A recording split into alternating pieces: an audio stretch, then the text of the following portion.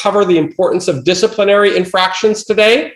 I am recording the video, so if you have to leave or anything along those lines, you can. One of the things is in the chat message, I dropped off a link at the top to this document that I am going to be using to guide me through the message. So I want to just share my screen right now, because I will not only be sharing this document, but I will also be going to other areas of the website to show people what I think is relevant for people to know. Why disciplinary infractions, for example, I think are so important for people to understand. In fact, earlier this morning, and I always want you guys, want members of our community to know where we have resources. Earlier this morning, I wrote an article that, and when I write, it generally appears here in the blog section besides other places. And this one directly relates to the importance of the topic we're going to talk about today. It says the Supreme Court and the First Step Act. And I would encourage people to read this article and understand, just to have more validity of why this is so important for anybody who is going into the federal prison system today. And before the end of the day, I'll also have a video and an audio file to accompany this, and a PDF to make it easy to download. I will also include the supporting documentation, such as this Supreme Court case and why it is so relevant to people in prison. Now, nobody has to be a lawyer to go through this information, or nobody has to have a law degree to understand it, but it is really important to understand why the disciplinary code is so important during this era of the First Step Act. So much more important than it was at any time in the past, I would say 40 years. If somebody has to go into prison, the federal prison system now, there's never been a better time than right now, given the way that prison reform legislation is happening and the way that we're seeing both Congress, the executive branch of government, and the judicial branch of government carrying this will of Congress out. So that's what appears on that blog today. Let me try to stay focused on the importance of disciplinary code. And you can get the information on the disciplinary code by looking at this program statement 5270. I think I also wrote an article about that here yesterday. Let me see, I think it would appear probably after sentencing.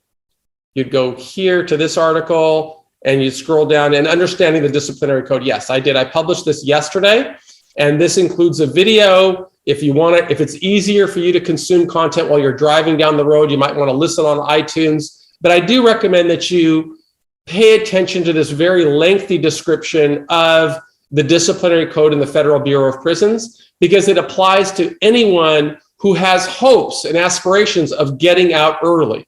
It's way more important today than at any other time, particularly since this Supreme Court ruling, and particularly for people that want to file for administrative relief or a transition to home confinement, depending on the length of their sentence, through the First Step Act's compassionate release request. So this lengthy article really gives more insight into what it means.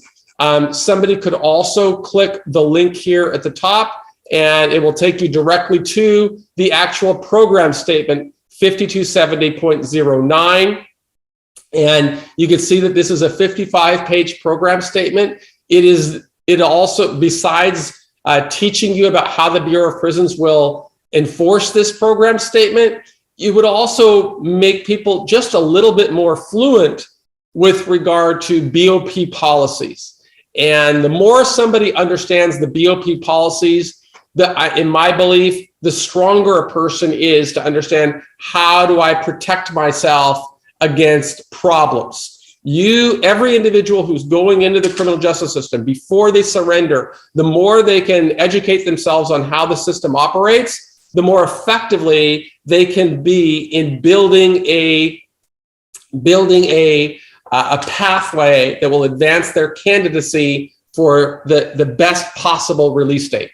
Now, if you don't understand the system, I think that people are vulnerable to making decisions that they think are normal outside of prison, but are really that administrators really consider to be a threat to security. And I give an example here of a fella in that article that I told you about earlier. I give an example of a fella who he was a white collar guy and he went into the prison system. But when he went into the prison system, his pre-sentence investigation report didn't get there in advance. There's nothing that he did wrong. It's really the way the administration works of what happened. Well, after a judge sentences somebody, the United States Marshals has a responsibility for sending the pre-sentence investigation report, the statement of reasons, and one other thing, the judgment order to the Bureau of Prisons. That goes to Grand Prairie, Texas. The people in Grand Prairie, Texas, then go through a custody and classification process, deciding where people are going to go. And after that, they send their paperwork to the receiving institution, and the person who gets into the prison will then theoretically be processed into the general population.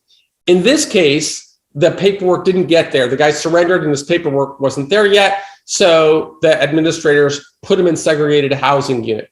They didn't give him an inmate handbook for some reason, but he went into the hole. He was there for a couple of days. While he was there, the staff asked him if he wanted to use the phone. He made a phone call to his wife and told her that he was in the hole and he wanted to contact his attorney. And she patched him through on a three-way call, which seems normal enough, but that's against the rules. It's considered to be a serious violation of the disciplinary code. And later that evening, a guard came by and issued him a disciplinary infraction for what's called a 200 series shot. And we'll get to that a little bit later in this webinar. But the end result was he didn't know that he was breaking a rule because he didn't understand the disciplinary code. And although he prevailed later, and I'll explain that later as well, using administrative remedy process, it really caused a lot of disruption to his life. The sanction for violating the code sometimes can be almost harder than it feels like the sentence itself. What happened to this fella is they took away his phone for a year, they took away his visiting for 6 months, and they took away a commissary for a month or something like that. So the sanctions were really severe. The more you understand about these sanctions and how the officers will enforce the disciplinary code or are supposed to enforce the disciplinary code, the more I think that a person can protect himself against those kinds of problems. And that's really the goal. Keep yourself working toward becoming the most viable candidate for release. The difficult thing for a non-criminogenic person to understand is that out here in society, you have expectations of due process, and you don't typically drive down the road thinking that you're being targeted and you might get arrested. But you've got to think about when you're going into the Bureau of Prisons, it's a fundamentally different environment. It's a fundamentally different culture. The staff members who work there, just like the staff members who work in any other profession, they want to advance their career. And the administrators consider people for advancement if they are enforcing the disciplinary code. So sometimes it may be in somebody's interest to issue a disciplinary infraction for something that seems really trivial to a person who's never been to prison before. I mean, who would think that making a three-way phone call would warrant discipline such as losing your access to telephone and visits for a year? Well, nobody really in society, but if you understand the Bureau of Prisons, you can understand a little bit more about how administrators see the system. And I think that that's a real strength. Anytime somebody can understand how the stakeholders are thinking, that person empowers himself. And we want to empower everybody in our community to make better decisions. So that's what I had to write in number 1 about understanding BOP policy number 5270. Again, I showed you where to find more information on it. You could look at our after sentencing module at the top here of our resources. You should always be familiar with these because I'm adding new content here every week, usually several times a week. And this is information that will help somebody get to know the journey ahead and what they can do. And understanding the disciplinary code right there would take you to this article. And this article has the links to the program statement, iTunes, YouTube, and then a really extensive depth of analysis on the disciplinary code and what somebody in prison should know about it. So I want you to know where these resources are. That's really what my role is here in running the nonprofit, is first of all, generating information that can help people, but also kind of explaining it in more detail. And this will not stop when you surrender to prison. When you go in, you can see, like I told you earlier this morning, that I wrote this lengthy article here on the Supreme Court. It's not finished yet. I started writing it this morning, but you will see I do a lot more. I do a lot more than that. I also created in a PDF format so that I could send it to people in prison. So people who go into prison, they're not going to have access to the internet. They're not going to have access to videos. So I want to provide you with this information regardless of where you are. But you have to, you do have to do your own work on as far as learning it. Not only learning it, but learning it, how does it apply to you? Because anybody going into federal prison, this policy statement is going to apply to them. It's just that when you've never been to prison before, you've never been a part of the community, you don't fully appreciate how it can directly relate to you getting out earlier, or more importantly, getting out later. So that's topic number one. I don't see any questions, so I am going to continue with program number 2, which is what is a disciplinary infraction and how does it get started? So a disciplinary infraction is really, you might think of it in society as getting a ticket, right? If you're driving down the road and you get a ticket, that's what this is. It's a form that staff members have to fill out, but they have to follow guidelines. And the more you understand those guidelines, the more you could put yourself in a position, I hope, to avoid getting a disciplinary infraction.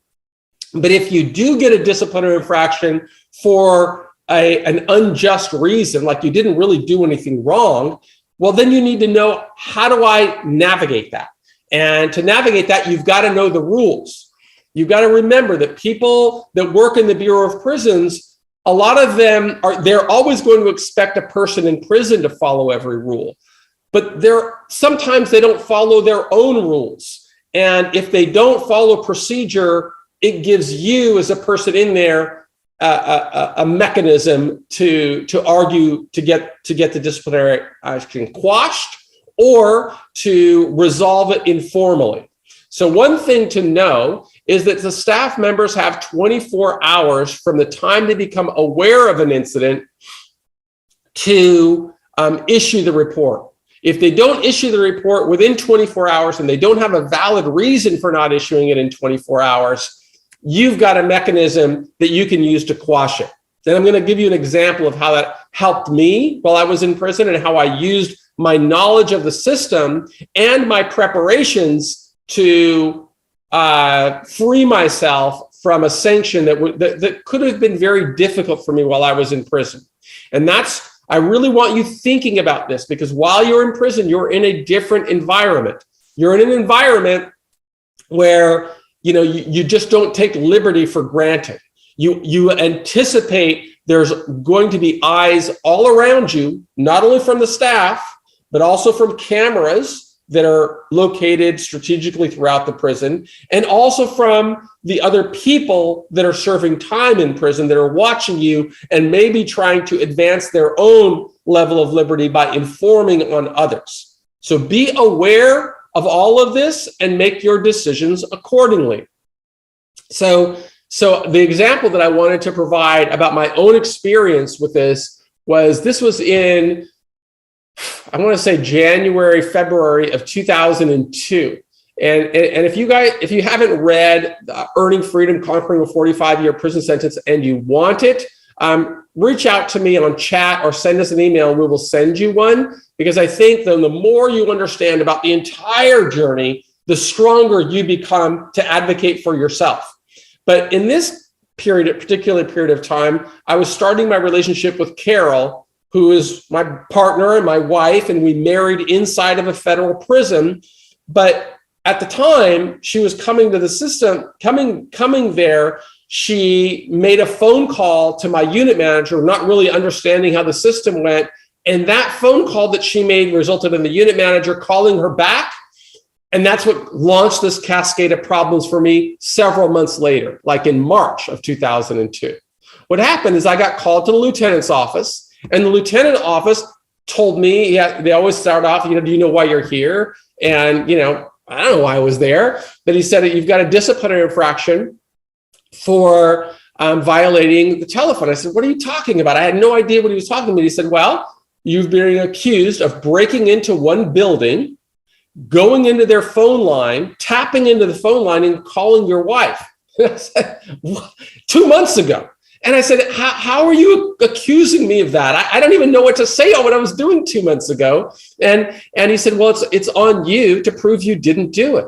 And I said, that's like accusing me if I escaped, and left the prison 2 months ago and went into the community and then came back and you're telling me I've got to fight against that even though I'm here and I didn't do anything. That's the way the Bureau of Prisons works. How did I prevail over it? Well, first of all, I had to figure out what happened.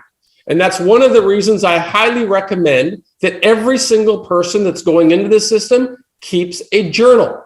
This is something I still do to this day. In fact, I showed this last week during my webinar, but I'll show you. I just keep it right here on my Google Drive. I go to journal, and this is a habit I began in prison, where you can see it right there. I document, all of my activities in prison, or since I come home. What am I doing? What am I creating? This journal is helpful to me. It not only keeps me focused on what I have to do every day, but it also helps me remember what did I do in the past.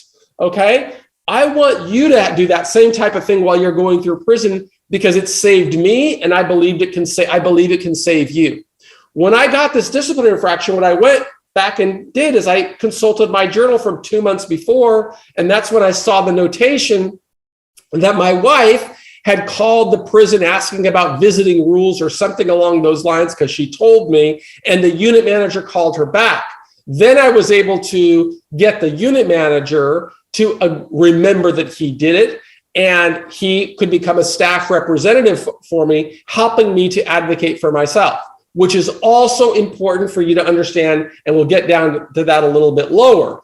But because I had the journal, and because I could demonstrate I didn't, in fact, break into a phone line, but rather, so you should know why this happened, because a lieutenant or somebody else in the Security Special Investigative Services Division, which exists in every prison, was doing an assessment of the phone logs and saying, are there any people in prison that have a phone register that's tied to a phone number that was called from a staff phone line?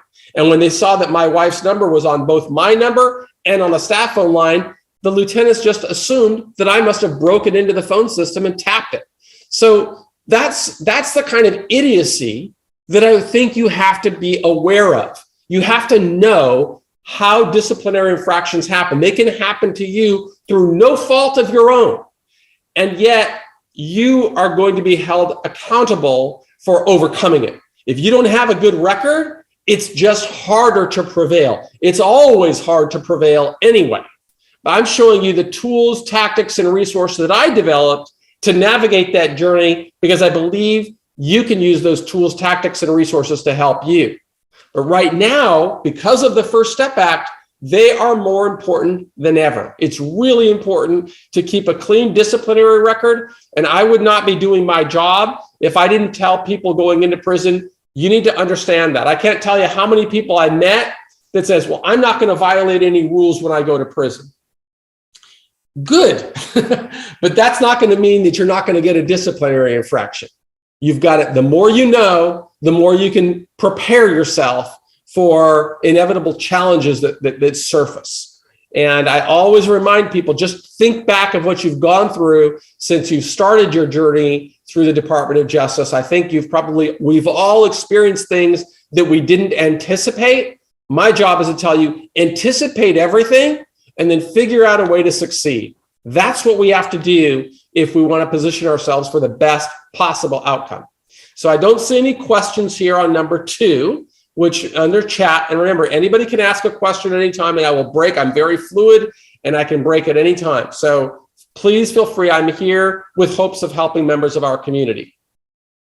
Number 3, request informal resolution. Okay, so a lot of people in prison don't know that there is a policy that provides for what's called informal resolution.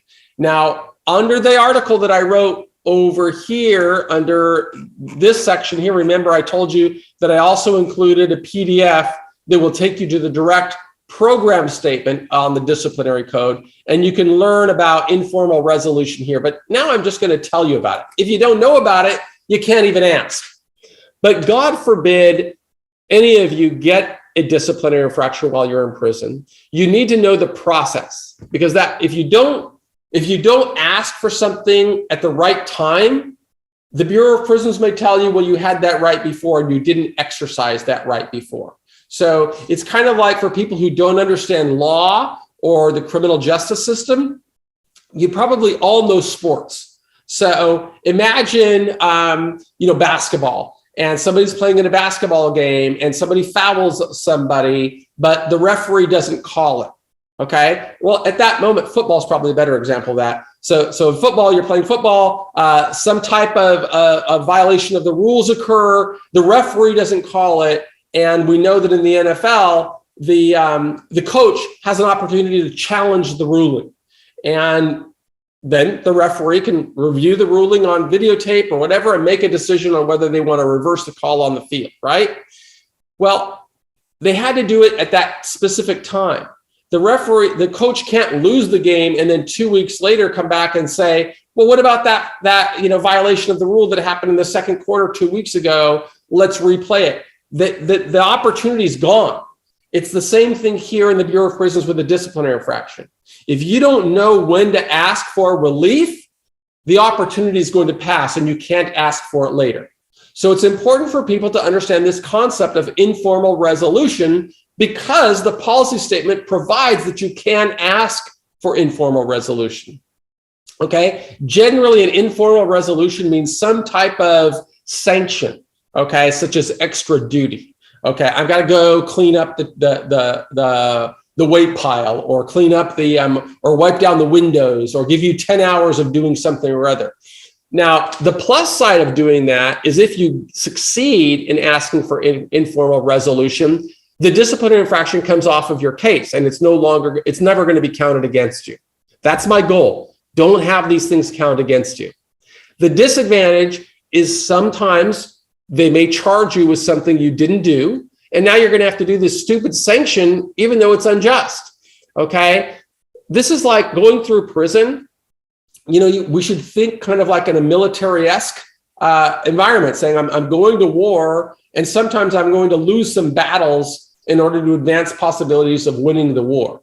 I'm willing to lose the battle of having to do extra duty for something I didn't commit in order to make sure that I'm doing everything I can to keep my disciplinary record clean, because my disciplinary record is going to relate directly to my request for early transition to home confinement later. Always be thinking about victory. And victory is about getting out of prison at the soonest possible time. So understand informal resolution, because that's a tool that can benefit anybody in this environment that is really unusual. So I don't see any questions on number 3. Again, I invite questions anytime. But now I'm going to go to number 4. What's the process of getting an infraction? Okay, what happens? So 2 things happen, right? The first thing, it depends on how the staff member issues the infraction. They may issue an infraction that is kind of trivial, like you didn't make your bed. Okay, and you're not there in the housing unit when you're supposed to have made your bed. You've already left, and you may be on the track, you may be on your job, but then some staff member does an inspection of the unit and they see that your bed's not made.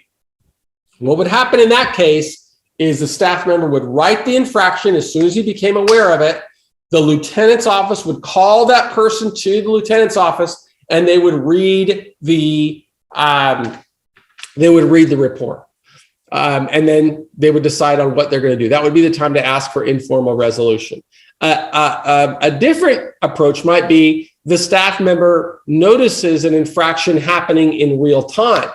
And in that case, they're going to take the person, lock him into custody, and take him to the segregated housing unit. Okay, and that person doesn't stay on the compound anymore. So those are two ways that an infraction can occur. Either way, I need to give you a little bit of, I think, awareness of what that means, because it means potentially a trip to the segregated housing unit or the special housing unit, also known as the hole. So these are all synonyms: the SHU, the segregated housing unit, special housing unit, and the hole. Those are all different ways of describing the kind of an architectural feature of the prison, and that is the hole is like a jail within the prison. If staff members accuse somebody of doing something wrong, or they're going to launch an investigation, they're going to send somebody to the hole. Let's just call it the hole. That's the prison vernacular. If they send you to the hole, it's just a cell that's typically supposed to be for solitary confinement, but in all reality, it's generally two people in that cell, particularly for people going to minimum security camps. And the reason for that is because the Bureau of Prisons will never put somebody who's classified as being minimum security with somebody that has higher security. They're going to reserve the cells for the camp only for people that have minimum security. And that's important to understand because, as I discussed during last week's webinar, the camp is generally adjacent to another prison. And so the other prison is going to be higher security. People in the camp don't mix with people in higher security, and that same rule is going to take over even in the hole. But I don't want you to fear the hole. Don't be, terribly afraid of what that means, of being in a solitary cell. I didn't have any problem at all, and I did a lot of time in the hole, but I mean relative. I was in prison for 26 years, and during 26 years, I was probably in the hole maybe 3 months out of that time. So it wasn't the end of the world. I appreciated the quiet, the solitude, the ability to recalibrate and move on. And I would always prevail over the disciplinary infractions that put me in the hole. Understand that the hole's just really another part of the prison. You're still away from your family. You just have a little bit fewer in the way of fewer access to liberties. For example, you can't use the phone every day when you're in the hole. You can't go to the chow hall when you're in the hole. You can't participate in outside exercise in the same way if you're in the hole. You may have limited access to commissary when you're in the hole. But at the end of the day, it's not dangerous and it's a temporary phase. And if you know that, I hope that I can help you limit some of the fear that a lot of people have about the hole, because there's a possibility that you go to the hole at some time. There's nothing I can do or you can do to change the way things happen in the prison system. The more you understand that, the more you strengthen your mindset to say, I'm going to be ready. When I go there, I understand this can happen. I'm going to do everything that I possibly can to avoid it from happening to me. I'm going to say, and this is in no way scientific, but I would say out of every 100 people in a camp, 80 of them are going to go through their entire experience without having any disciplinary problem and never have to go to the hole. But there's going to be 20 that do. And some of those 20 are going to be because of the decisions that they make. Some of those 20 are going to be because for no reason of their own. And I can give you some examples of that as I get a little farther down the webinar.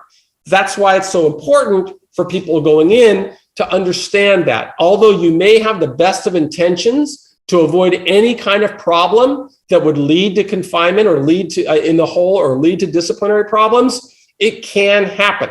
And if it happens, what we want to do is empower you to advocate for yourself, because you're not going to have access to a lawyer while you're in there.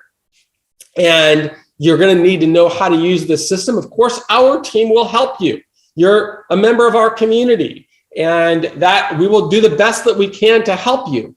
But we don't have a magic wand. What we have is a depth and breadth of experience that can help people going through difficult times. I see a question came in, and it says, what percentage of those at low level 1 will see disciplinary infractions? In a low security facility, let's understand what that means, okay?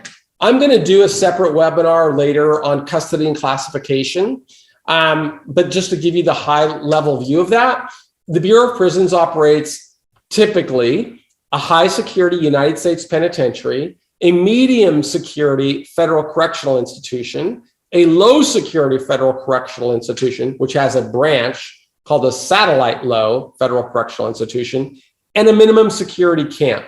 Those are the main areas. There's also administrative areas that are called federal detention centers, federal medical centers, federal transit centers. I've had the privilege of being in all of them, okay? And I did 8 years in a low security prison. What I can tell you is in a low, you have a significant portion of the population there that would be in a camp. There are minimum security. It's just that they have some type of a detainer. They may be an immigrant from a foreign country, and because of that, they're in a low. They may have a sentence length that is longer than 10 years, so they have what's called a public safety factor.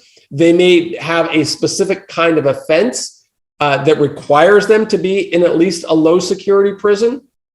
Okay, so there's all different types of people there, and the volatility level is higher than a camp, but significantly lower than a medium security prison. So when you ask me what I would say the percentage is in a camp and a low that goes to the hole, I'd say it's probably still in that same range, 20 to 25%, which means 75 to 80% of the people never have a problem, okay? I never had a problem in prison that I didn't know how to resolve, and that I'm confident, and I'm not special, okay? I'm not a super criminal, right? I'm just a guy that made bad decisions when I was 20 years old, and it resulted in me going to prison for 26 years, and I went to prisons of every security level, but I really invested time to understand the system so that I could advocate for myself. That's what I'm hoping these webinars are helping people that are preparing to surrender. Learn to advocate for yourself. I can't guarantee you won't go to the hole, but what I can say is that you could put yourself in a different algorithm where you have a less likelihood of going to the hole. The more you learn, the more you can protect yourself. And God forbid if something happens, the more you can navigate your way through it. But I don't want you to fear being in the hole, because it's just another part of being in prison. You just don't have access to other people. So if you can do that, I think that helps people restore confidence in knowing they're going to get through it. Just the more you know what's going to happen, the better off you are. So I don't see another question. So I'm going to go to number 5 right now, which is, well, how does this process happen? You get called to the lieutenant's office, whether you're in the hole or you're on the compound, on the general compound. When the shot is issued, you still have to face a lieutenant, and he's going to go through this process, which is reading the accusation. Don't get freaked out over that either, okay? Because it's a very formal procedure. It's a procedure that the Bureau of Prisons has to follow. Why? Because it's a quasi-judicial experience to get charged with a disciplinary infraction in prison. It could lead in some cases to new criminal charges, depending on the infraction. So the formal procedure is going to be, as soon as they issue the infraction, the lieutenant or the acting lieutenant who issues the infraction is going to start off by reading your Miranda rights, saying, you have the right to remain silent. Anything you say can and will be used against you, right? And then the rest of that Miranda warning. The operative words there are can and will be used against you. Make sure you understand this reality of getting a shot, because the Bureau of Prisons will use anything and everything to sustain the disciplinary infraction. Once it's issued, the onus is on you, the individual, to get out of it. And it's almost like a team, right? Each team wants to win. And the administrators on the team want to see that infraction sustained. You want to have it removed. So understand that formal procedure.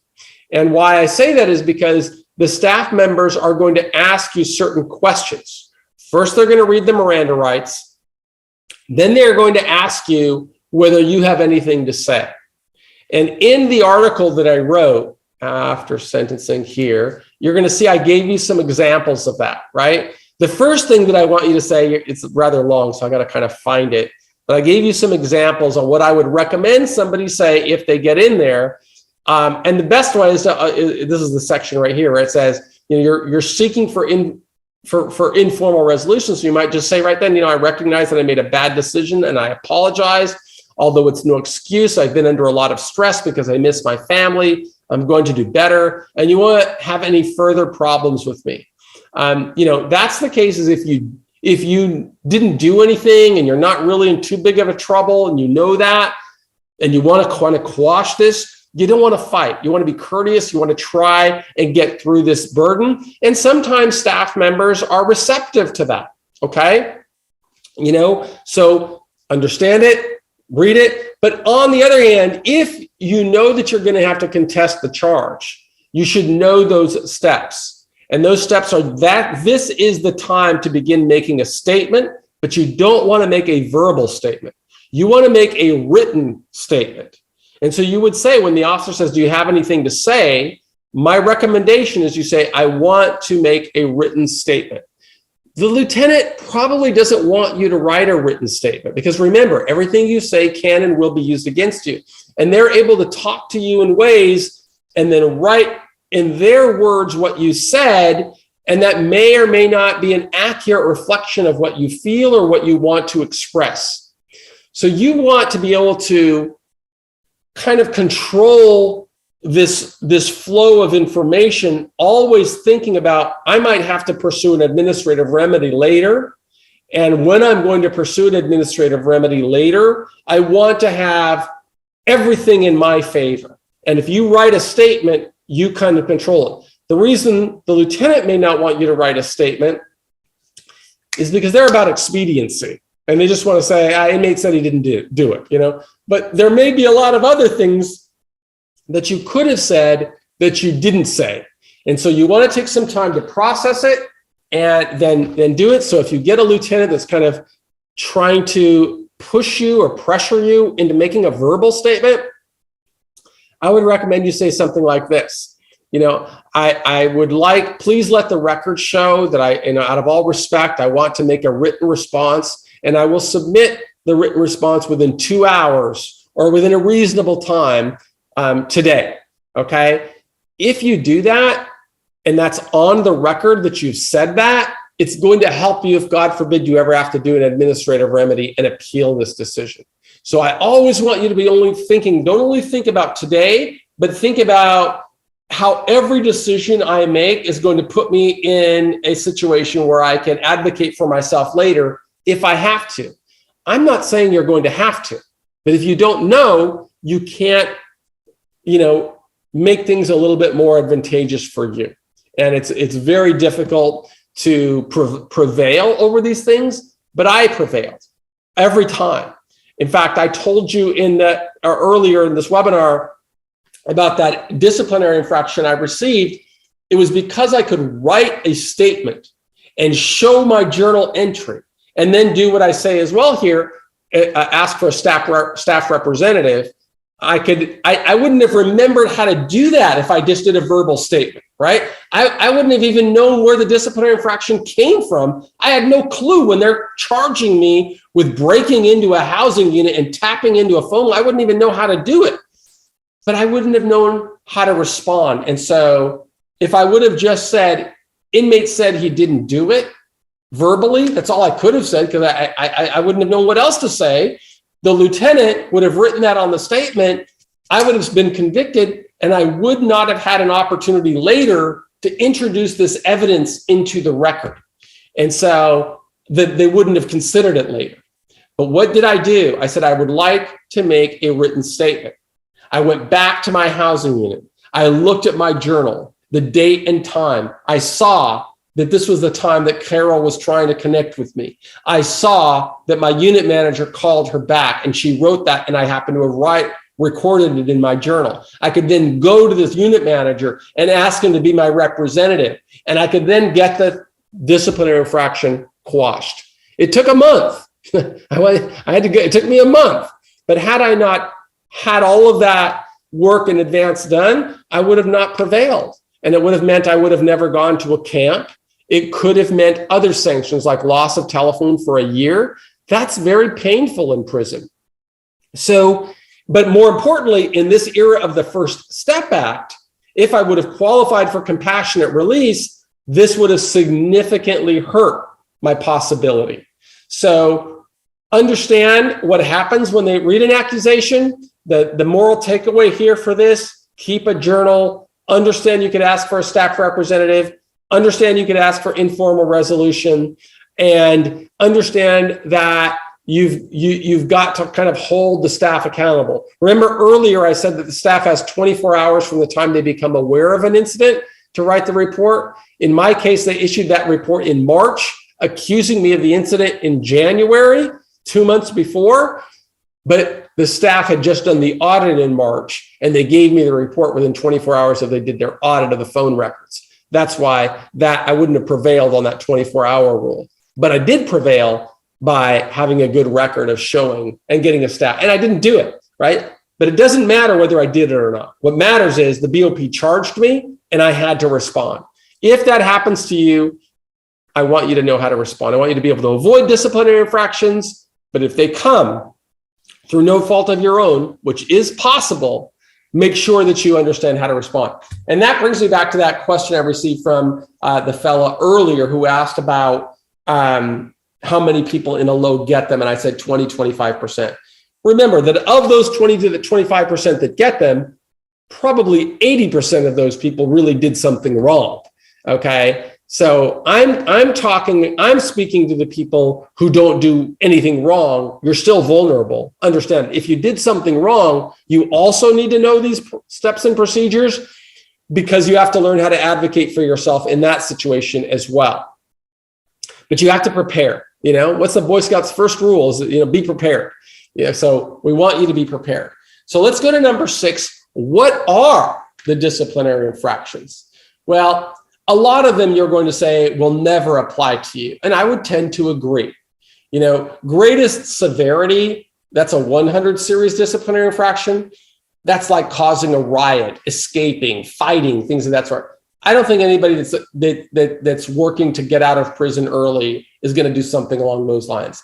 High severity, those are a little bit more common, right? You get into a fight, that can be a high severity offense. So you want to be thinking about that always. You want to think that I can control my own behavior.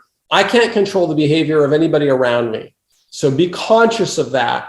And always remember the rule: the best way to win a fight is to not get into a fight, right? Avoid altercations with staff, avoid altercations with other people in prison, and you will advance your candidacy for a better outcome. A moderate severity offense is really common, okay? Not only is it have to do with things that you could avoid, this is the area where there are things that you don't have any control over. And you may say something stupid, like you may say something stupid over the phone that could result in a violation of a disciplinary infraction. They may accuse you of running a business. And, you don't think you're running a business, but it's not relevant what you think. What's relevant, what does the BOP think? And what can you do to protect yourself? The more you know, the better off you're going to be. A low severity offense are generally the types of offenses that are most possible of getting an informal resolution. You could also get it with moderate severity offenses. It's unlikely to get with a high severity or a greatest severity.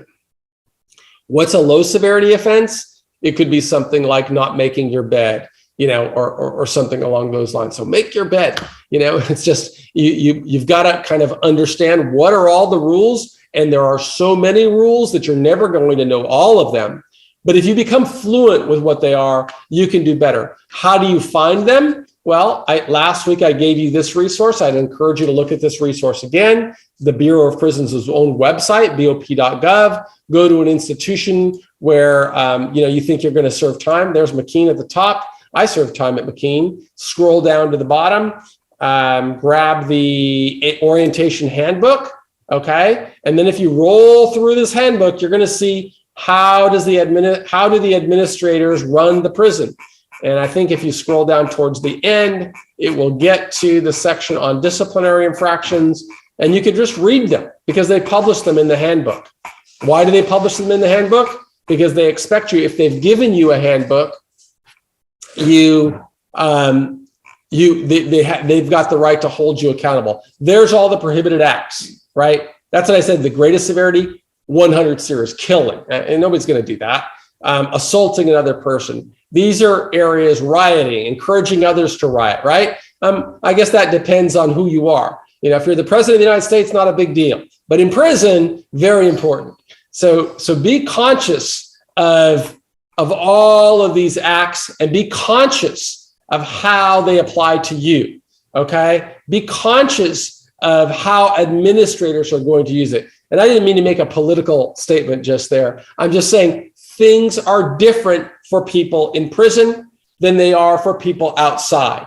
Things are different. If you're in prison, everything you think, say, and do has implications. Whereas outside, you can do things and then it's going to be subject to interpretation of whether this was wrong or right. And there's all kinds of procedures that follow. But in prison, everything is different. And all of these sanctions are really, really important. So understand them, and you are going to be in a better position to avoid problems. My goal, help you avoid problems. And understanding the disciplinary infraction is one of the most significant dynamic factors that can influence whether you're going to get out early, right? Static factors, you don't have any control over. You can't control what your criminal offense is. You can't control what your criminal history is. You can't control anything from your past. A prohibited act is a dynamic factor. You do control to some degree whether you get one, right? Sometimes you'll get one through no fault of your own, but right now you don't have one. And so my objective is to help you understand these rules so that you can avoid them, avoid being accused of breaking them. So now we're going to go to number 7. I still don't see any questions. So I'm going to go to number 7, which are the collateral influences of getting a disciplinary infraction. So there's a lot. Earlier, I mentioned the custody and classification system.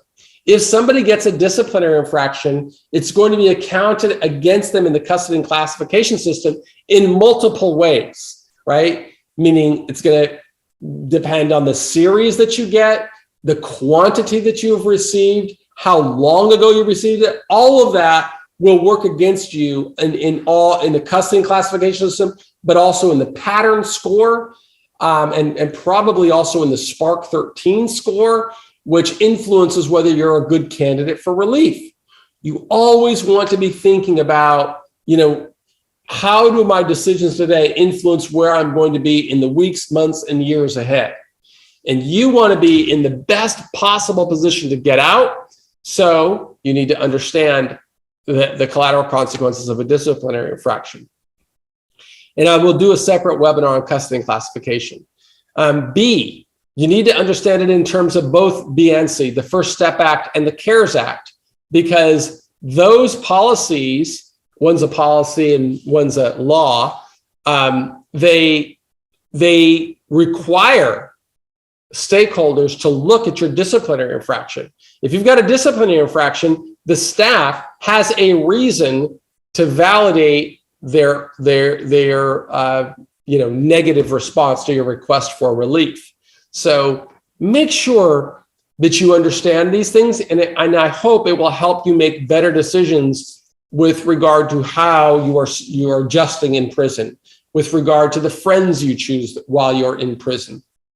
Understand that it can influence your good time not so much your earned time credits, but yes, your good time credits. There's a difference, right? Good time credits are reductions in your sentence length that are awarded to you every year based on the time that you serve. Earned time credits are based upon the classes you complete, and those also apply to you, but if you lose them, you can apply to get them restored. You can't get good time restored. Once it's taken away from you, it's gone. Okay, so understand that. Understand that your disciplinary infraction can influence your housing assignment. It can influence the privileges you have access to. So it's very important to understand these different collateral consequences to a disciplinary infraction. The direct consequence is you could go to the hole. You could lose good time. Collateral consequences are other ways it influences you throughout the entire journey of prison. And of course, the sanctions are those direct consequences. So I don't see any questions here on them, but I do want you to understand them. And then I want to talk about the underground economy. So every prison, regardless of where you go, an underground economy is going to exist.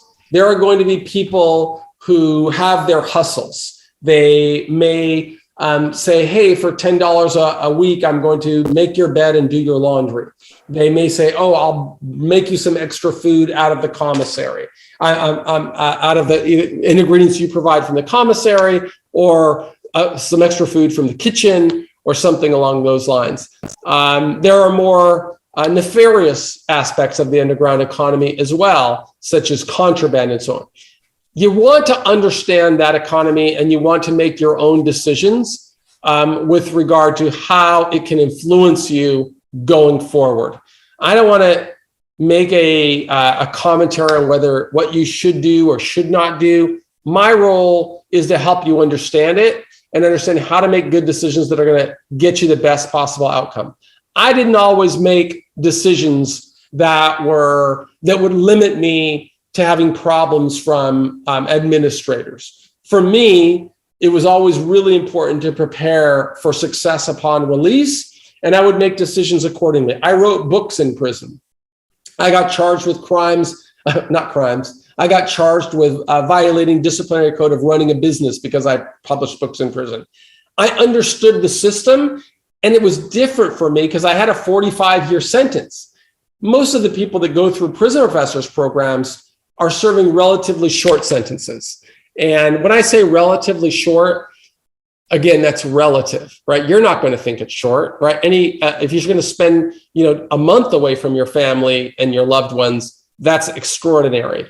But in the Bureau of Prisons speak, right, 10 years is considered short. Otherwise, they wouldn't be sending people to a camp with 10 years to serve. So every person has to make their own decisions of how they're going to adjust. My recommendation, really understand the system before you make a decision. Use the advice of Stephen Covey, the author of 7 Habits of Highly Effective People. One of those habits that I remember him writing was seek first to understand before you seek to be understood. So understand the new environment, understand that it is very different from any place you've ever lived.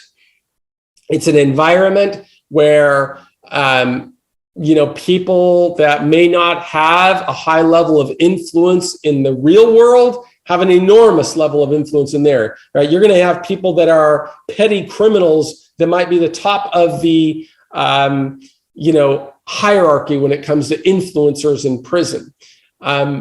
If you could understand that, it's not going to affect you, right? There are going to be some people that are very possessive of certain positions in prison, right? They consider the education department to be their domain, and they don't want somebody coming in there that's brand new into the prison and think they're going to interfere on their domain.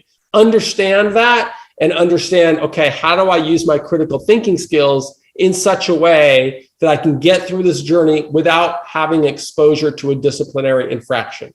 And I've written a lot about that in my books.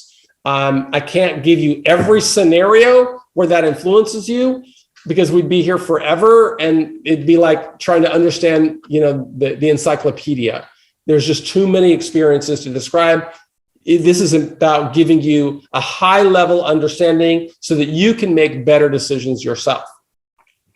The special housing unit, I've already described it before. It's just the whole. There's two different factions of the whole. One is AD, which is administrative detention, and one is disciplinary seg, which is you're there for violating a rule. What's the difference between the two? Well, when you're in administrative detention, you haven't been convicted of violating any rules yet. So you've lost your liberty, but they're still going to give you your radio, and they're still going to give you a little bit more access to commissary, and it's trivial. So it's not that big of a difference. Just to understand it. So I think it's important to understand the whole, because a lot of people have an unusual degree of fear about the whole.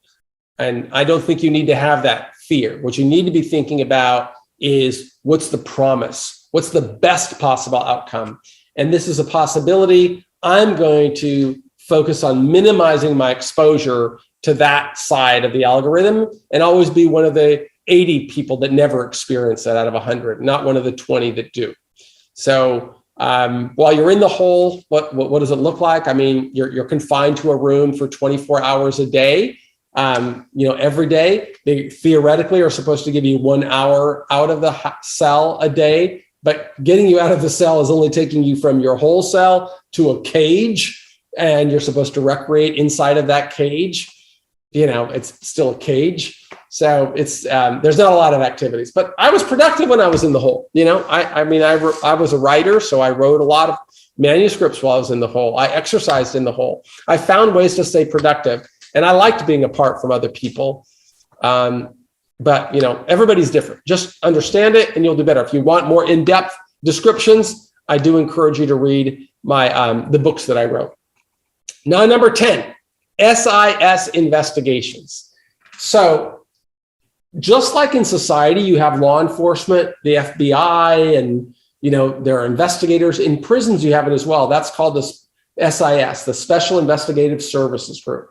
And their only job is to look for rule violations, whether it's from staff or from people in prison. And they always have investigations going on, just like the government always has investigations going on. But in prison, you have fewer rights, okay? You have fewer ability to defend yourself. So you want to understand it really well. They start because there's a lot of confidential informants in prison. So they start because sometimes there are inappropriate relations between people serving time and staff members. Well, if you understand that this is a part of the prison experience, it's why I want you to start responding to that early. Have a really deliberate adjustment plan, okay? Define for yourself, what's the best possible outcome while I'm here? If I've got a 3-year sentence, for example, that's kind of a typical sentence today. If I've got a 3-year sentence, what's the best possible outcome?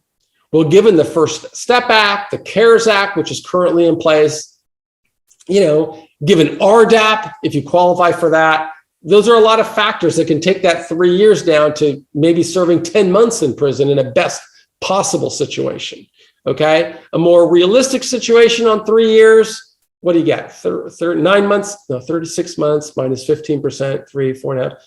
Call it 5 months off on good time. That's 31 months. Then take the Second Chance Act, which provides for up to 12 months of time in a residential reentry center, or the CARES Act, which provides for further reductions based on earned time credits. What's a more realistic time? 31 months. I mean, theoretically, 18 months you could do, half the time, 20 months you could do. You could do even less than that in all reality. You could try to be an exception case, okay? So if you want to qualify for the best possible outcome, you've got to know. You've got to know the environment. I always recommend define success. What's the best thing, right? Anybody going into prison has to be thinking about the future, right? I'm going to go out and I want to build a career. So figure out how to craft a story around what you're doing. Learn how to write, document your journey, be really deliberate, right? I always say, come up with a plan, put priorities in place, then develop your tools, your tactics, and your resources that are going to advance it and help you advocate for yourself when you're sitting across the table from a case manager or somebody who has the authority to let you out. Understand how to use the administrative remedy as a tool to help you, right? Administrative remedy is not a get out of jail free card. You've got to understand it so that you could use it effectively at the right time. Okay? The right decision at the wrong time is the wrong decision. It would be wrong to try for administrative remedy and become an exception to the CARES Act. If I've got a 36-month sentence, I don't want to ask for release in a month, in 2 months, in 3 months, just because I hate being in prison. Because all that's going to do is weaken you. You want to apply when the best possible time is. In order to know that, you've got to do some stuff for yourself before, because you've got to be different today, or when you ask, or you want to be different today, or when you ask from the time that you were sentenced. Because theoretically, the judge took everything into consideration at sentencing. So think about the future. And if you want to learn more about that, go to the advocacy section of our website. And I believe it's in the advocacy section. Let me see. After sentencing. Yeah, it's under advocacy. I wrote this article here that I think would be very helpful for you in understanding. I think it's here. Exception request under the CARES Act, right? Understand what the exception rule is, because under the First Step Act, you can apply for home confinement the day you get there. You can. Doesn't mean you're going to get it, right? And if you do, and it's the wrong time, you're going to make it harder later when you do qualify. Those are not my words. Those are the results of what I learned from interviewing subject matter experts, including the former director of home confinement. So make sure that you read all of these. And if you have questions, feel free to ask. I will do my best. If I don't know the answer, I'm going to work to get the answer for you, because I want you to have the best possible information. And again, this won't stop when you go to prison. I will continue sending you this information when you're in prison. So at the end here, I don't see any more questions. I'm going to go to examples of one of the most egregious examples of somebody who got a disciplinary infraction that didn't need it. This is a guy, his name was David Stockman.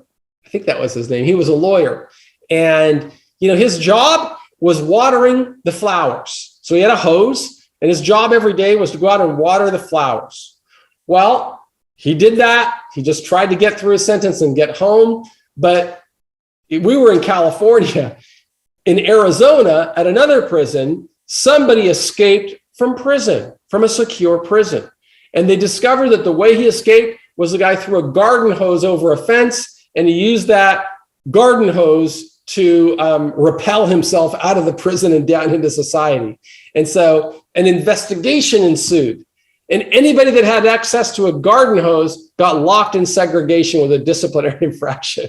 Okay? I mean, that's what happens in prison.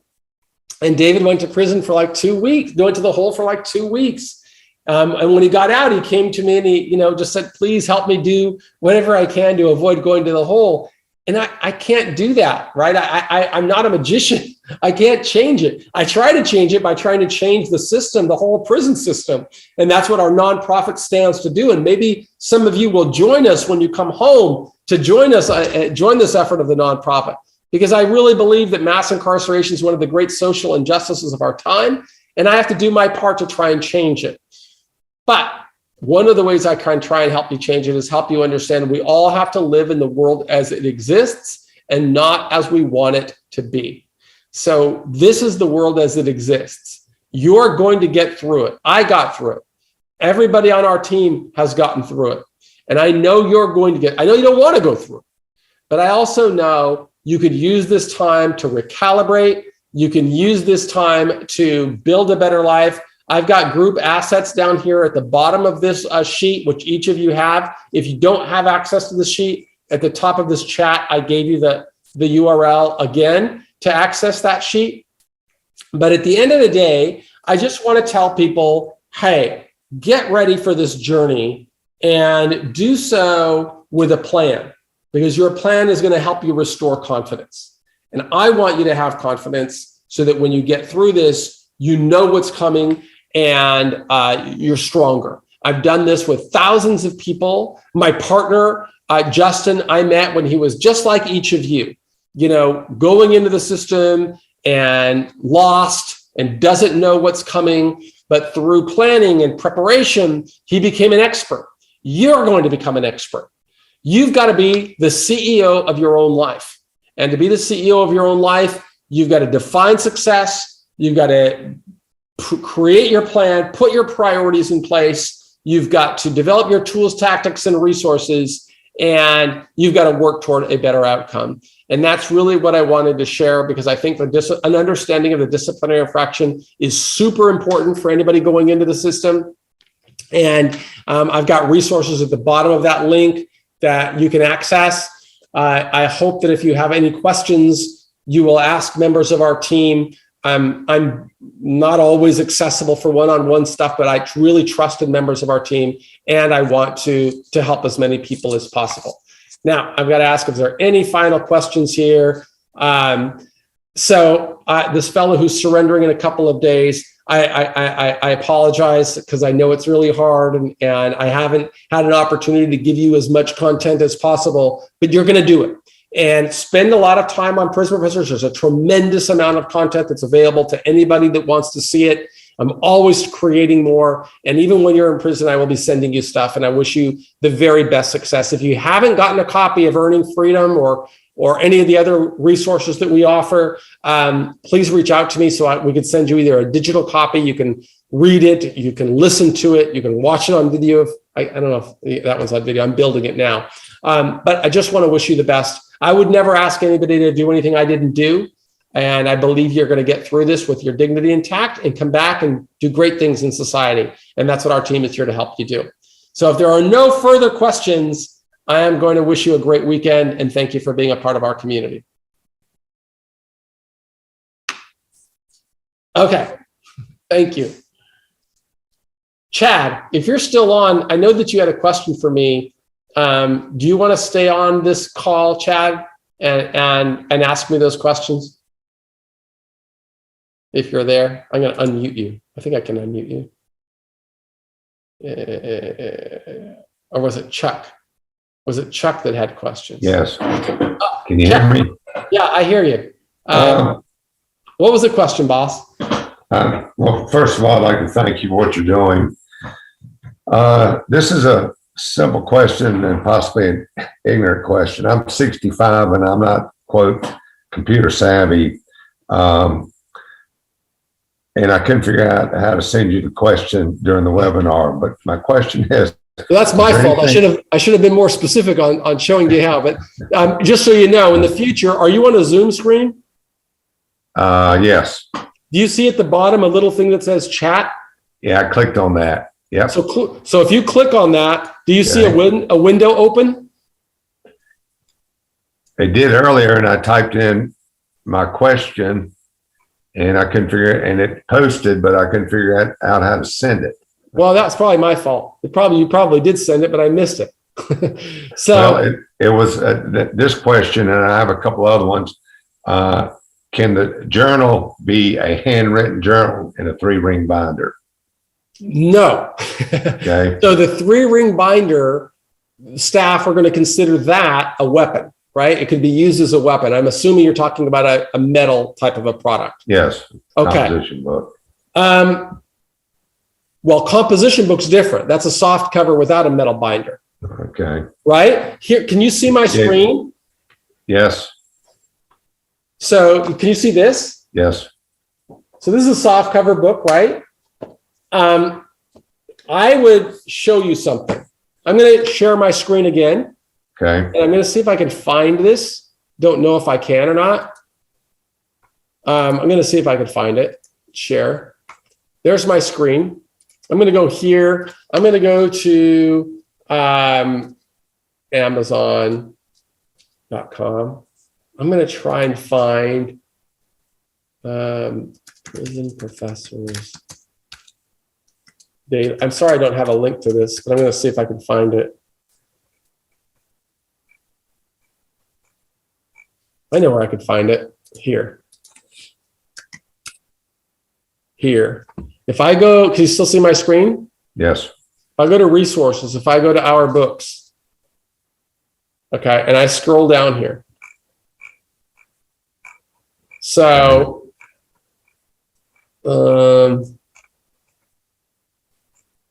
shoot, I think it's this one with Massimo Giannulli. I wrote this thing here. So I would ask you to find, so let me just do it this way because I can't seem to find the one I was looking for and I don't want to waste all your time. How do I stop sharing? I would ask you. I have plenty of time right now. Well, then I'll send you an email. I'll send you an email to one of these kinds of books, but you want to get something like this. And the reason you want to get something like this although I say journals are super, super important to keep, they really helped me.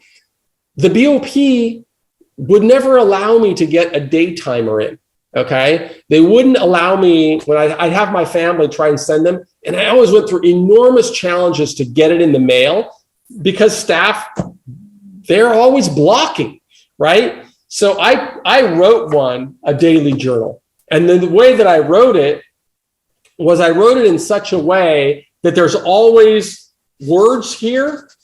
So it's like a story and it's kind of like, hey, here's a model to prepare yourself. And on the other side, it would include a blank area where you could write. Now, I think you could do that on your own. How much time until you surrender? They haven't notified me yet. So what are you thinking? Have you been sentenced? Yes, I was sentenced to 8 months. Okay, so you have 8 months. So. And the judge recommended Pensacola. Good. So if you haven't been sentenced yet, you could produce one of these things that would cost you about probably $5, $6 to prepare. You could do it on Amazon. If you can't do it, I could do it. In fact, I probably should do it. I should probably create a simple journal that's published like this that anybody could order from Amazon. And so you have 8 months. You know, you'd order one every month, and then you'd have your, September, October, November, December journal, and it comes to you and it's already in a book. And now you've got everything recorded. Now, I could definitely do that. Take me about a week to do it, but I could get that up on Amazon. I think I will, because I think it's a very good point, knowing as an experience, what are the challenges when you try to order a day timer? I mean, it's a pain in the neck because they don't want to accept a book that has blank pages in it. Okay. Don't ask me why. That's just the Bureau of Prisons. So I can write a book like this, publish a book like this that has on one day some type of motivational message or something along those lines, and a blank page. It has 30 pages in it, say 31 pages in it, and every page you've got something to do. And now you've got something to use to record your time. That would be wonderful. I'm going to take care of that. You got my word. That'll be done before you surrender. And then what you would do, don't have them all shipped at once, okay? Have every month, your wife or whoever, order the book and it comes from Amazon, and now there's no problem. And the reason this is so important, Chuck, is it's not only prison. You've also got to be thinking about supervised release. Are you going to have supervised release? 3 years. 3 years. Our job is going to be to get you off of supervised release early. If you have those journals, it will make it easier for us to get you off. If we can show you've had a release plan, you've executed it, you've done all of these things, it significantly bolsters your possibility for a relief later. So I want to show you that. And I suspect that you won't be surrendering for at least a month because you don't even know where it's going to be right now.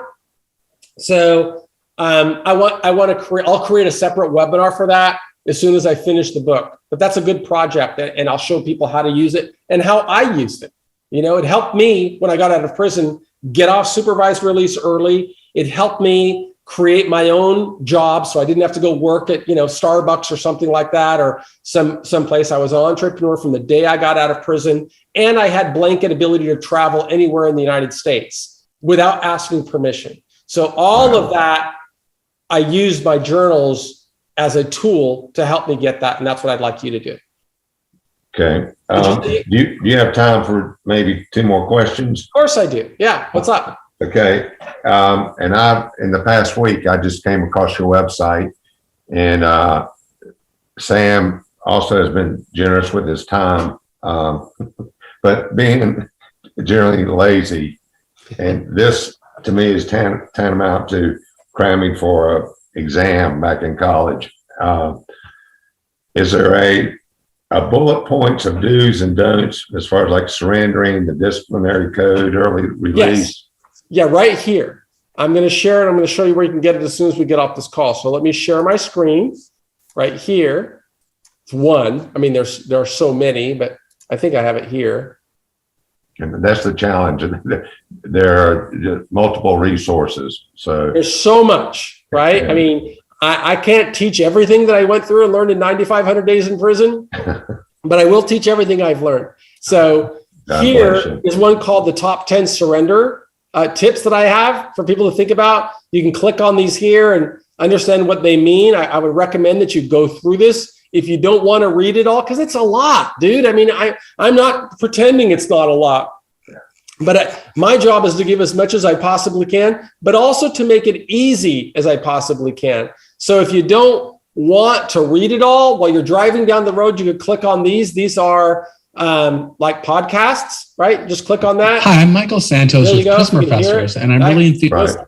And you can just listen to it while you're driving. Okay. The more fluid you become with understanding this system, the more you are going to help yourself avoid problems. Okay. Right. So that's one place to start. Have you read Earning Freedom? I have not. So that's also available in an audio format. And I would recommend that you get it. And then you just listen while you're driving, because it'll give you an understanding. The more you understand that system, you're just going to become more literate and more fluid. You're going to remove away all of these unknowns. What was your next question? I guess to cut to the chase, I don't, maybe I'm blessed that I received 8 months. Yeah, I would say you are. Is there, realistically, do I have a shot at getting that even further reduced? Definitely. You have 8 months. You don't get good time because your sentence is not a year or longer. Okay. Or longer than 12 months. You have to have 12 months in a day or better to get good time, but you can get First Step Act credits, and you can also qualify. When I say, okay, let me clarify this. When you say getting out earlier, for me, if you can get out of prison and get to home confinement, that's a victory. Okay? I agree. Okay. So if you're going to be at home with your wife or sleeping in your own bed, that's a victory because you're not around the system anymore. Some people, believe it or not, they don't look at that as liberty, but that's because they haven't been in prison before. That's the first step. Yeah. I mean, just getting home. I mean, I started in a high security penitentiary. When I went to a medium security prison, I felt like the weight of the world came off of me. And then when I went to a low security prison, oh my God, it was significantly more liberty again. Then when I went to a minimum security camp, it was like being in a corporate office park as far as I was concerned. And then when I went to the halfway house and home confinement, you have little trivial nonsense that is annoying, but you're home, and that's awesome. So I would like to see you get home earlier. And yeah, the CARES Act provides for that. Well, so, I'm 65 with coronary artery disease and prostate issues. Does that? Yeah, that's definitely going to help you, but you've got to apply at the right time because your judge already knew that, right? You could qualify to ask right now, but if you qualified to ask right now to go to home confinement, piss my judge off. Yeah, it's going to piss your judge off. It's not so much that it's going to piss your judge off. What happens is the local institution doesn't have the authority to let you go home right now because it would require what's called an exceptional case. Okay. If you ask for an exceptional case, what's going to happen is the warden's going to have to, first of all, agree that you're an exceptional case, which is a bit of a burden, but not something you can't overcome. Second, it would then go to what's called the Correctional Program Division in Washington, D.C. And when they look at it, they're going to say, my view, is they're going to say, the judge knew this, he still got it. We're going to flag him. Not only we're not going to let you out, but when you do qualify, you're going to have a heavier burden to call because it's going to go back to the CPD. And you don't want that. Right. If you just go through the regular program, 8 months, you qualify under CARES Act after 25%. So that's only what, 2? That's in 2 months. Okay. So if I were you, my best recommendation would be get there and be a submarine. Be quiet. I agree. Under the radar. Do under the radar, participate in every class, be polite and courteous. Then in 2 months, okay, now you kind of understand that you qualify. Okay. Kind of see what plays out with the case manager. Work with our team. Let us know. Like I will write to you a lot on impact at Prison Professors. That you'll get that through your Core Links email system. Are you part of this program that Sam sells called, what do you call that? Sentence Services. Post-sentence, yeah. Okay, so you're going to get stuff from Sam and Larry, and you're going to tell them, hey, you could file now. You're within the guidelines. This is a good time to request it. Our team will help you prepare the documents. They may be helping you before you surrender, so it's ready because you've got to really. Have you met Larry Lawrence Hartman? No, I have not. I just I didn't. FYI, I didn't use a credit card, and Sam and I spoke yesterday, and it was after 5 o'clock. So I just sent my banker a request for a wire transfer. That's all. Sam on it. So, yeah, let me tell you what's going to happen. But Larry's going to call me after I assume that the. Larry's a graduate of Columbia Law School. He's been with me for longer than a year. I've got enormous confidence in him. And he knows not only the system because he was in prison, but also because he is a former lawyer.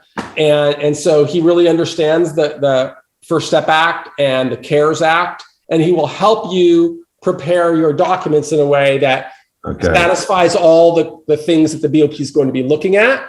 So, I think that you're a good candidate, being your age and what you described as your health. The Bureau of Prisons is going to want to let you out.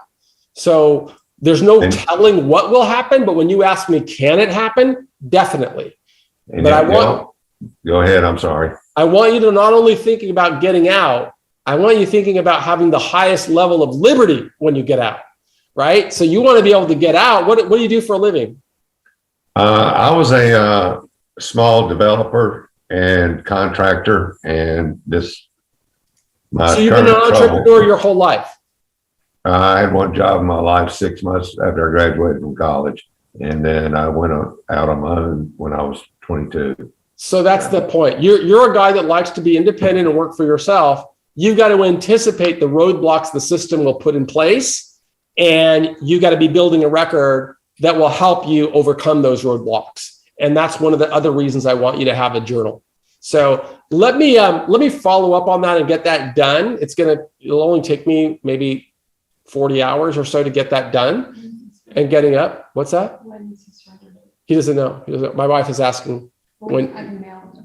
We'll make sure we get this thing ready for you. Right. And what about vax? I watched the July 1st webinar yesterday. I'm not going to get injected come hell or high water. Okay. Sorry.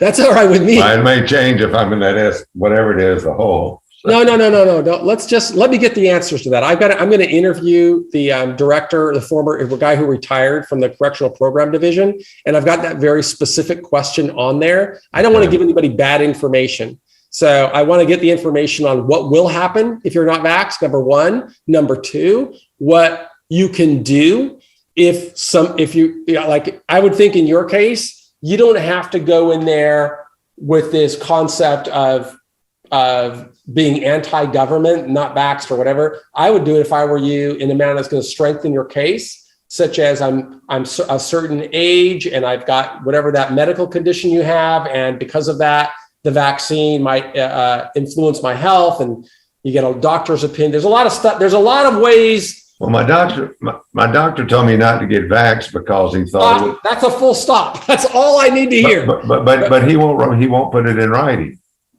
Oh, well, we'll find you a doctor. I mean, there's a lot of doctors in the world. If there's a reason you shouldn't get vaxxed, then you should definitely get that documented if you feel strongly, because the Bureau of Prisons is going to respect that. A letter from a doctor. And the other reason my sister got vaxxed, 2 months later, she never had heart issues. Now she has a pacemaker, and still her heart's not. So. Well, look, I don't want to make projections on what the Bureau of Prisons. It might be nothing, right? They may not have a policy. It's just I've been out of prison for 9 years now, and there was no pandemic then, so this is like kind of new stuff. And it's the problem. The reason I don't want to tell you what I do know is because I know stuff. I know the Bureau of Prisons has 6 different regions, and in every there's like more than 100 prisons, and every warden is the CEO of his own prison. They don't all decide the same. So let me act the director who is in charge of everything, and that way I can give you valid information. Okay. And I'm going to have it July the 18th. You won't be in prison by then. So stay on our weekly webinars and you'll get that news. Okay, boss? And somebody will send me the link to the journal book, correct? Or I will. Okay. I got to produce it first. I haven't. The one that I have, you could use, but it'd get kind of redundant. I'm going to create one specifically for this topic because it is a relevant product that people under the First Step Act should have. Okay. All right, okay. Michael, again, thank you for your time. Thanks for everything. Where are you from? What part of the country are you in? I was born in Charlotte. I spent most of my life on a beach below Charleston called Folly Beach. I developed property in Sarasota, Florida, and I live now outside of Biloxi, Mississippi, because my wife's from Mississippi. Okay. All right, young man. Okay. All right. Thank you. Good talking to you, sir. You too. Is there any other questions on here before I disconnect? No. Hi, Michael. My name is BP. I had a question in the chat box, if you're able to see it. Okay, I do. Okay. If I'm on my best behavior, there may be others who may get me in trouble apart from being observant and vigilant. What are some ways to prevent trouble? For example, is it recommended to check your space or contraband? I also have another question. So, BP, I think you're going to be fine. Okay, just by you asking that question kind of tells me you're really a person who is thoughtful, and you know what's important. So definitely always check your space for contraband. The thing that I think that I don't want to scare people is like I give you information that I think you need to know, but don't go in there thinking everybody in prison's out to get you, because that's not accurate either. In all reality, you're going to find people who have the same educational background as you, the same values as you, the same goals that you have, and that don't want to cause any problems. Okay. You're going to find those people. They're going to look for you because I can tell you, if I were in prison, I would look for you, right? I would want you around me because I don't like to be around criminals. Okay. So I want to be around people who are thinking like you think, and I would want to learn from you. You're going to find that same experience when you get there. Okay. And the reality is that you're going to get through this, I think, without having any problems, but it always serves you well to be hyper vigilant and to know, in the land of the blind, they say the one-eyed man is king. So you have more knowledge than a lot of people surrendering to prison just because you're working with our team. And so understand it. And I think you'll be better off. Does that answer your question?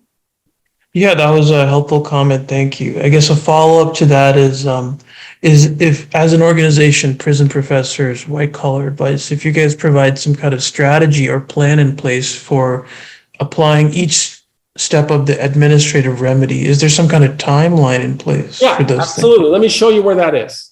Okay. First of all, white collar advice and prison professors are different. Okay. White collar advice is more of a high touch point professional consulting service. Prison Professors is a nonprofit. This is what I run. So everything I have here you see is available. Okay. If you're part of this community, which you're on this call, so you're clearly part of this community. I never get involved in sales or anything like that. We've got a team that does that. But my role is to try to help people learn what I learned. Now, you asked about administrative remedy. I'm going to give you some homework. Are you willing to do some work on your own? Yes, sir. Okay. So do you see where I am right now? Am I sharing my screen? Yep. Okay. So up here, resources, you'll see a section there that says advocacy news, right? I want you to scroll down. I want you to, here's mitigation arc. Nope, it's not this one. It's actually, let me go back. Maybe it's in the after sentencing section.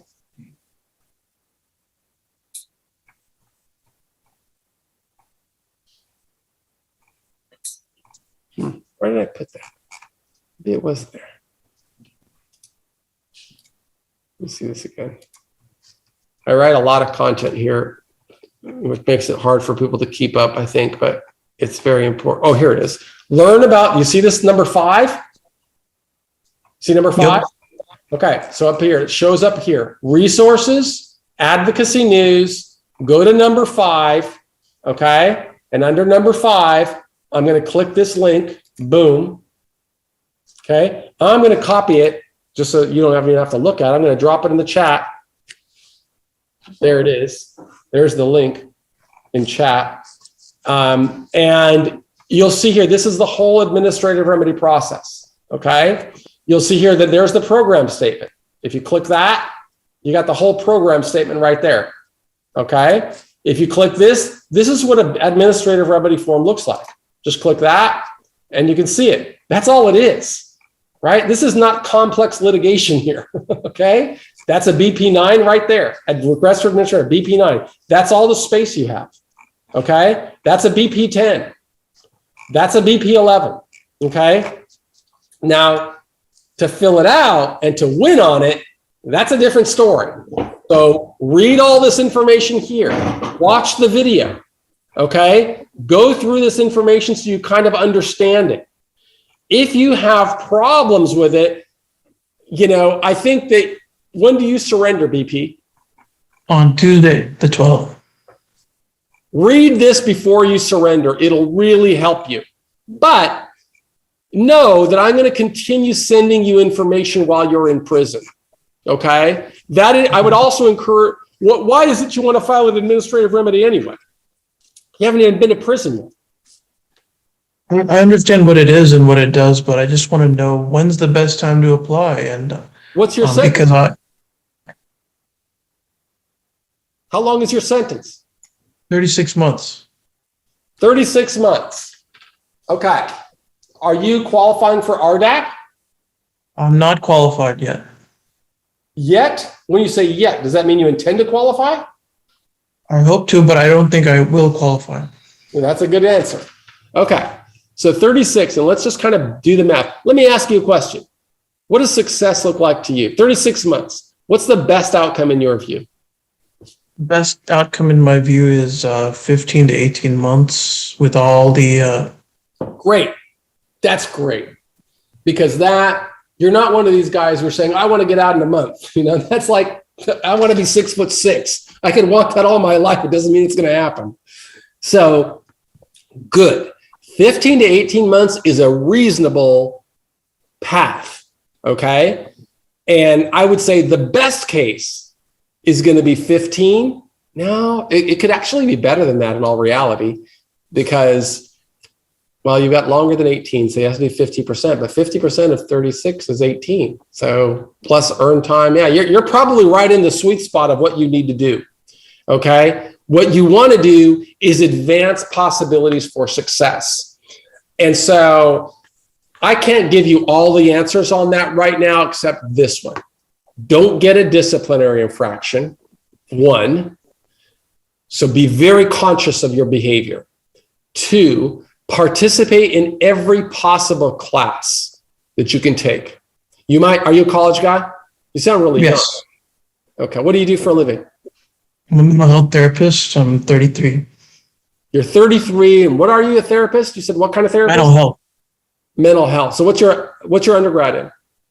I have a master's in social work. So it's a LMSW. Okay. Well, great.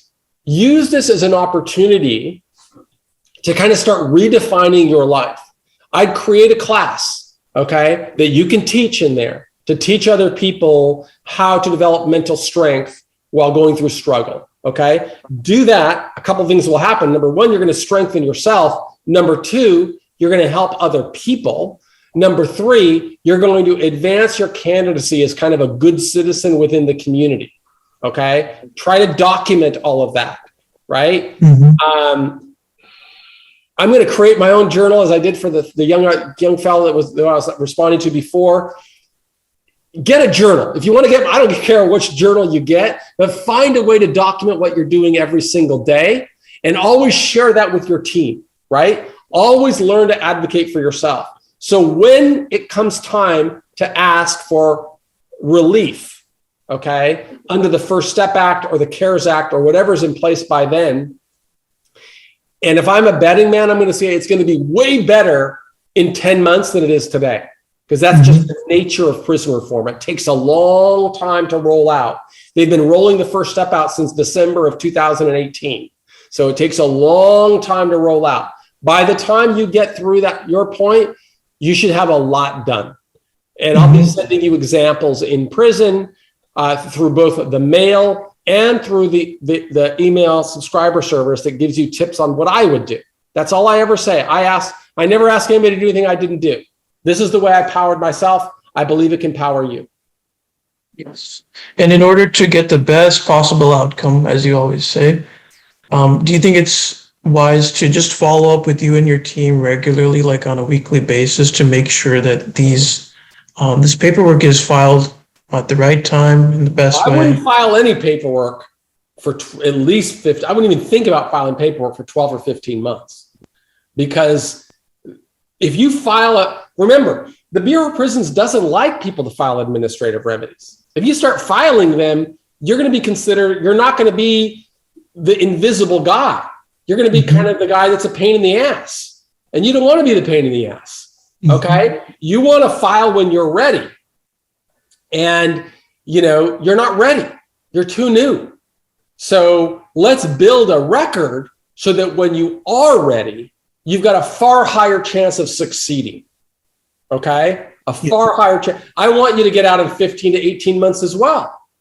Well, the best thing I can do is tell you, how do you do it?